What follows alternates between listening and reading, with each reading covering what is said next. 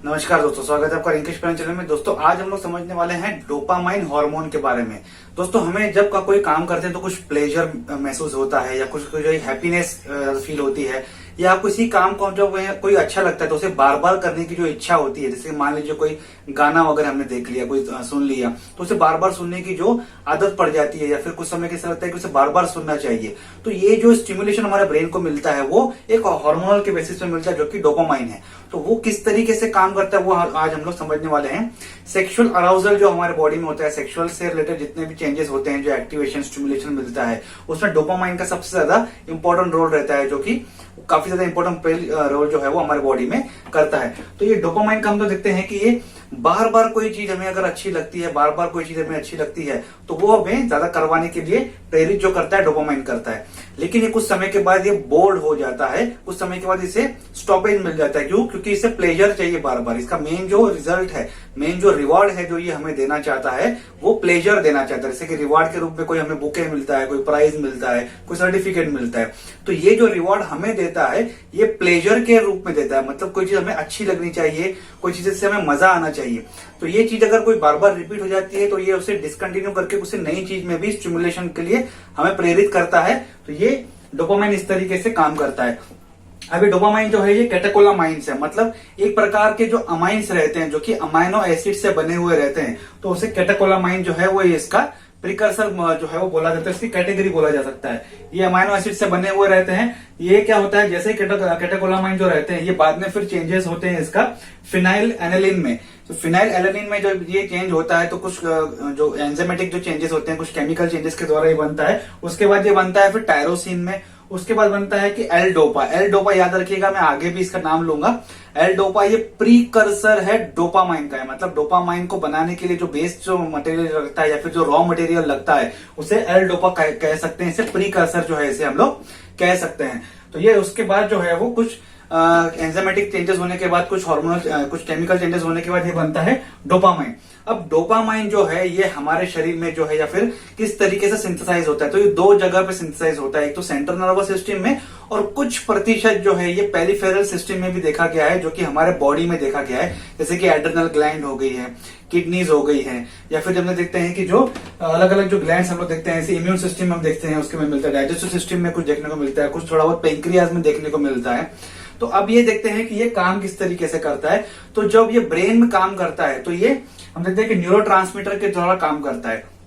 Neurotransmitter एक ऐसी चीज रहती है कि जो सेंट्रल नर्वस सिस्टम से कोई अगर स्टिमुलेशन या फिर कोई मैसेज आता है तो वो ट्रांसमिट करने का जो काम रहता है, जो एक बैरियर रहता है, एक पॉइंट रहता है, तो वो neuro transmission, neuron to neuron जो भेजने का जो काम रहता है, तो ये न्यूरो ट्रांसमीटर का काम करता है। मेनली न्यूरो ट्रांसमीटर के अंदर अगर देखा जाए तो उसका काम क्या है, वो न्यूरो मॉड्यूलेटर का काम करता है। मॉड्यूलेट का करने का मतलब क्या कि जो नर्वस सिस्टम से जो स्टिमुलेशन मिलता है उसे बढ़ाने का काम या फिर कम करने का काम जो रहता है वो ये काम ज्यादा करता है। जैसे न्यूरो मॉड्यूलेशन के अंदर किया जाता है, ये न्यूरॉन्स के जो स्टिमुलेशन जो मिलता है इसे मॉड्यूलेट करने का काम करता है। तो इसलिए इसे न्यूरो मॉड्यूलेटर के रूप में ज्यादा माना जाता है, न्यूरो ट्रांसमीटर के जो अंदर जो ये काम करता है। दूसरा हम देखते हैं कि जो पेरिफेरली जो हमारे बॉडी में काम करता है, जैसे कि पेंक्रियाज में, एड्रिनल ग्लैंड में, किडनी में, ये एक हार्मोन के रूप में काम करता है या फिर कुछ हार्मोन्स का प्रीकर्सर के रूप में ये काम करता है, जिसके बारे में हम लोग आगे समझने वाले हैं। अब देखते हैं कि ये ब्लड ब्रेन बैरियर के ऊपर जो है वो क्रॉस नहीं कर सकता है। ब्लड ब्रेन बैरियर के ऊपर जो है वो मैं एक वीडियो अलग से बनाऊंगा, लेकिन एक समझ लीजिए कि ब्रेन और जो बॉडी के बीच में एक बैरियर रहता है, जो कि ब्लड का जो है, जैसे कि ब्लड जो है ये बॉडी के हर हिस्से में जाता है उसे नरिशमेंट प्रोवाइड करने के लिए, ऑक्सीजन प्रोवाइड करने के लिए। तो सेम वो ब्रेन में भी जाता है, ब्रेन को ब्लड प्रोवाइड करने के लिए, न्यूट्रिशनल ऑक्सीजन प्रोवाइड करने के लिए। लेकिन ब्रेन ऐसा पॉइंट है हमारे बॉडी का, सेंट्रल नर्वस सिस्टम जिस पॉइंट है, जो कि पूरा ऑपरेट करता है। हम लोग कहते हैं कि उसकी जो निगरानी करता है, एक प्रकार का स्पेशल दरवाजा रहता है, एक प्रकार का फिल्टर रहता है, जो कि जो चीज ब्रेन के लिए अच्छी है उसे ही भेजता है, जो चीज अच्छी नहीं लगती है उसे वो रिजेक्ट करता है। तो ये बैरियर है, एक प्रकार का हम कह रहे हैं पहरेदारी रहती है ब्रेन के लिए कि कोई चीज अगर गलत है तो वो ब्रेन की तरफ ना जाए, क्योंकि अगर ब्रेन में अगर डिस्टर्बेंस आ गया तो पूरी बॉडी डिस्टर्ब हो सकती है। तो ये भी ऊपर वाले ने हमें एक सिस्टम दिया है जिसे हम ब्लड ब्रेन बैरियर कहते हैं। इस पर डिटेल वीडियो में जब बनाऊंगा तो काफी डिटेल में हम लोग इसमें बात करेंगे। तो डोपामाइन जो है ये ब्लड ब्रेन बैरियर जो है वो पास नहीं कर पाता है। मतलब बॉडी में अगर कोई बन रहा है तो वो ब्रेन में नहीं जाएगा, ब्रेन में अगर बन रहा है तो वो बॉडी में नहीं जाएगा। तो ब्रेन में जो भी डोपामाइन का रिक्वायरमेंट रहता है तो उसे खुद ही सिंथेसाइज करना पड़ता है जब रिक्वायर्ड रहता है। और बॉडी में भी जब रहता है कि वो कुछ इंजेक्शन के द्वारा, कुछ फूड के द्वारा भी लिया जा सकता है, और हम देखते हैं कि कुछ वो सिंथेसाइज भी करते हैं प्रीकर्सर्स वगैरह। ठीक है, कुछ ऐसे फूड हैं जिसमें देखा गया है कि डोपामाइन जो है उसमें पदार्थ पाया गया है, पर वो भी ब्लड ब्रेन बैरियर पास नहीं कर सकते हैं। कुछ इंजेक्शन के द्वारा भी इसे बढ़ाया जा सकता है, लेकिन इंजेक्शन के द्वारा भी अगर डोपामाइन आता है वो भी ब्लड ब्रेन बैरियर जो है वो पास करके ब्रेन की तरफ नहीं जा सकता है। लेकिन एल डोपा, जो मैंने आपको कहा था कि ये प्रीकर्सर है डोपामाइन का, तो एल डोपा जो है ये पास कर देता है डोपामाइन को, इसलिए एल डोपा नाम के जो प्रीकर्सर्स हैं वो कभी कभी बॉडी में इंजेक्ट किए जाते हैं ताकि वो ब्लड ब्रेन बैरियर पास करके ऊपर की तरफ, ब्रेन की तरफ जाए। खास करके पार्किंसन डिसीज में इस तरीके की ट्रीटमेंट जो है वो दी जाती है। ठीक, अब आते हैं आज के टॉपिक पे कि ये सिंथेसाइज किस तरीके से होता है, सीक्रेट किस तरीके से होता है और काम किस तरीके से करता है, यानी कि अपना वर्किंग जो है वो किस तरीके से करता है। तो मेन जो रहता है डोपामाइन, ये अपने 4 पाथवेज के द्वारा काम करता है, जैसे डोपामाइन पाथवे कहा जाता है। तो इसके नाम याद रखिएगा, मीजोलिम्बिक पाथवे, दूसरा है मीजोकॉर्टिकल पाथवे, तीसरा है निग्रोस्ट्राइटल पाथवे और चौथा है ट्यूब्यूरो इन्फेंडिबुलर पाथवे। ठीक है, इसके बारे में हम लोग अलग अलग जो है डिटेल में जो है वो सिंपल में समझने वाले हैं। तो मीजोलिम्बिक पाथवे जो है ये एक रिवार्ड पाथवे है, मतलब कोई भी चीज हमें अच्छी लगती है, प्लेजरेबल लगती है, तो उसके रूप में, एक रिवार्ड के रूप में वो हमें प्लेजर देता है। मतलब कोई चीज हमें, मान लीजिए म्यूजिक सुन के अच्छा लगता है, कोई खाना हमें अच्छा लगता है, कहीं ट्रैवलिंग करना अच्छा लगता है, तो उसके रूप में जो हमें प्लेजर मिलता है, जो खुशी मिलती है, वो खुशी जो है वो इस पाथवे के द्वारा जो है वे मिलती है। तो हमारे ब्रेन में एक वेंट्रल टेगमेंटम एक एरिया रहती है, वहां से इसका सेंसेशन शुरू होता है। ये जो पाथवे है, जो ये रास्ता है, ये वहां से शुरू होता है, मिड ब्रेन को क्रॉस करता है और फिर ये फाइनली पहुंचता है न्यूक्लियस एक्कम्बेंस। तो ये सेंट्रल पॉइंट में, यहां से मैं एक उदाहरण के रूप बता रहा हूं, यहाँ पे वेंट्रल टेगमेंटम एरिया रहता है, उसमें मिड ब्रेन के थ्रू जाता है और फिर वो न्यूक्लियस एक्कम्बेंस में जाके इसका जो फाइनल डेस्टिनेशन रहता है इस पाथवे का, वहां तक जाता है। और फिर वो हमें जो इसका प्लेजर है, रीएक्टिवेशन करना, हमारे बॉडी को मोटिवेट करना, या फिर जैसे कहते हैं कि किसी चीज की अगर लत लग जाती है, बार बार कोई गाने सुनने को, कोई पॉर्न देखने की लत लग जाती है, किसी खाने की लत लग जाती है, कोई चीज को बार बार देखने की, पढ़ने की, सुनने की जो लत लग जाती है, उसके लिए ये पाथवे रिस्पॉन्सिबल रहता है। दूसरा देखते हैं कि मीजोकॉर्टिकल पाथवे, ये भी क्या रहता है, मीजोलिम्बिक पाथवे के साथ ही एसोसिएटेड रहता है।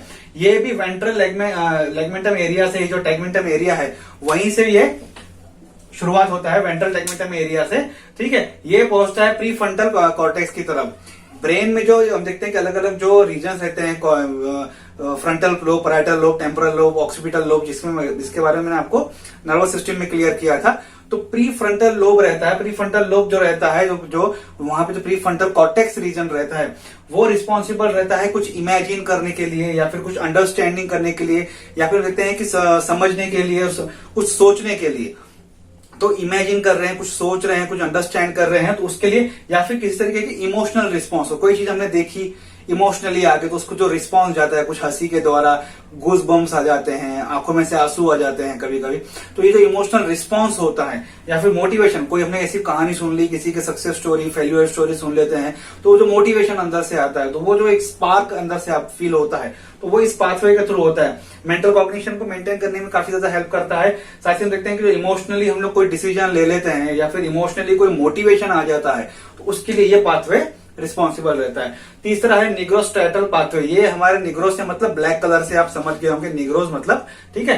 तो हमारे ब्रेन में जैसे देखते हैं कि एक ब्लैक कलर का न्यूक्लियस रहता है जिसका नाम रहता है सबस्टेंशिया नाइग्रा। तो ये पाथवे सबस्टेंशिया नाइग्रा से शुरू होता है, स्ट्रेटम एरिया तक जाके पहुंचता है। ये अलग अलग एरियाज रहते हैं ब्रेन में, वहां पे जाके पहुंचता है, जो कि बेजल गैंग्लिया का ही एक पार्ट है। बेसल गैंग्लिया ब्रेन का हिस्सा रहता है। मैंने सेंट्रल नर्वस सिस्टम में कुछ पॉइंट इसके रिगार्डिंग क्लियर किया था। तो बेसल गैंग्लिया क्या होता है, सबसे ज्यादा ये हमारे रोल प्ले करता है हमारे मूवमेंट को, मतलब मैं प्रॉपर तरीके से बात कर रहा हूँ, कोऑर्डिनेट कर रहा हूँ, मेरे हाथ पैर वगैरह सब सेंसर से प्रॉपर तरीके से काम कर रहे हैं। अगर इसमें डोपामाइन के जो पाथवे में अगर कोई प्रॉब्लम आती है तो इसके कारण पार्किंसन डिसीज होता है। पार्किंसन डिसीज के ऊपर मैं अलग से वीडियो बनाने वाला हूं, लेकिन कुछ चीजें समझ लीजिए कि जिसमें आप देखते हैं कि इस तरीके से हाथ ऐसे शिवर करता है, ऐसे ऐसे गर्दन करते हैं, या फिर चल नहीं पाते, हाथ और पैरों का कोऑर्डिनेशन नहीं रहता है, चलते चलते आदमी गिर जाता है, बोलने वक्त जो लिप्स रहते हैं वो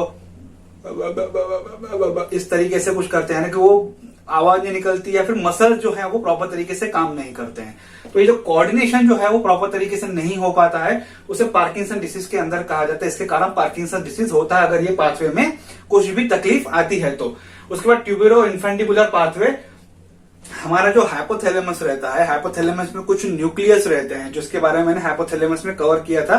कुछ 11 प्रकार के जो न्यूक्लियस रहते हैं, तो न्यूक्लियस और जो न्यूरॉन हाइपोथैलेमस के सराउंडिंग में रहते हैं वो इस पाथवे के लिए रिस्पॉन्सिबल रहते हैं। कैसे? यही सिंथेसाइज करते हैं, सीक्रेट करते हैं डोपामाइन को और उससे फिर काम करवाने लगाते हैं।